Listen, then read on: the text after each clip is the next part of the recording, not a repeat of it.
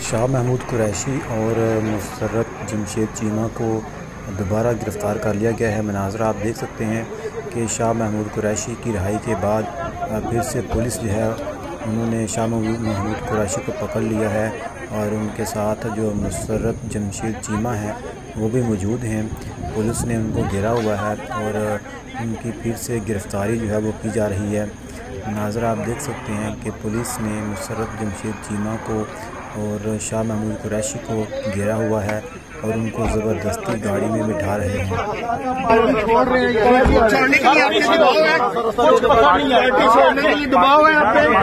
Party छोड़ने के लिए दबाव है आप पे।